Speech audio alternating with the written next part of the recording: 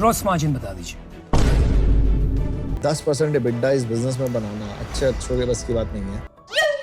CM का मतलब क्या होता है? शार्क टैंक इंडिया इतने टाइप के प्रॉफिट्स होते हैं, कुछ समझ नहीं आता बिजनेस कैसे करोगे, नॉट एनीमोर। यहाँ से आगे ध्यान से समझना। देखो, सबसे पहले सेल्स होती है, उसमें से कॉस्ट ऑफ गुड्स को माइनस किया जाता है। सपोज 100 रुपए का प्रोडक्ट आपने सेल किया और आपको ये मिला था 20 रुपीज में, तो बचे हुए 80 रुपीज होता है आपका ग्रॉस मार्जिन। ग्रॉस मार्जिन से कॉन्ट्रीब्यूशन मार्जिन 1 तक जाने के लिए इन खर्चों को माइनस किया जाता है। Shipping, warehouse and platform commission, तो आपका कॉन्ट्रीब्यूशन मार्जिन 1 निकल के आता है 60 रुपीज का। अब CM1 यानी कंट्रीब्यूशन मार्जिन 1 तक पहुंचने के लिए आपने ग्रॉस मार्जिन में से जो खर्चे कम किए थे, इन्हें वेरिएबल कॉस्ट भी कहा जाता है। CM1 से CM2 पर पहुंचने के लिए आपको एडिशनल वेरिएबल कॉस्ट को माइनस करना होता है, जैसे मार्केटिंग, ऑपरेशंस या टेक्नोलॉजी के खर्चे। तो CM2 हमारा निकल के आया नियरली 45 रुपीज। अब इसमें से कुछ फिक्स कॉस्ट को माइनस करेंगे, जैसे आपने शॉप, वेयर हाउस या फैक्ट्री रेंट पे ले रखी है, तो आप बिजनेस करो या मत करो, रेंट तो आपको देना ही है। और यहाँ से ये जो फिगर निकल के आया, ये सबसे इंपॉर्टेंट होता है, जो आपने कई बार सुना होगा, इसे कहते हैं एबिटा। अब इसके आगे भी होता है। एबिटा में से अगर आप 2 रुपए माइनस करोगे तो निकल के आएगा EBIT, earning before interest and taxes. अब इसके बाद में सपोज आपने कोई मशीनरी ले रखी है, तो उसका कॉस्ट तो आपने स्टार्टिंग में एक लमसम में पे कर दिया था, बट उसका कॉस्ट रिकवर आप एक साथ नहीं करते या एक साल में नहीं करते, तो इसको आपको मशीन लाइफ के हिसाब से ईयर ऑन ईयर डिस्ट्रीब्यूट कर देना होता है। और उसके बाद में अगर आपने अपने बिजनेस के ऊपर कोई लोन ले रखा है, तो उसका इंटरेस्ट आपको यहाँ से माइनस करना होता है। और ये 33 का फिगर अब आपका होके रह जाता है मात्र 30 रुपीज। और इसमें से मोटा मोटा अगर मैं कैलकुलेट करूँ तो 1/3 आपको इन्हें देना पड़ेगा। और ये अब जो 20 रुपीज बचा, इसे कहते हैं PAT, profit after taxes. I hope आपको ये इन्फॉर्मेशन यूजफुल लगी होगी, तो फॉलो कर लो ना यार।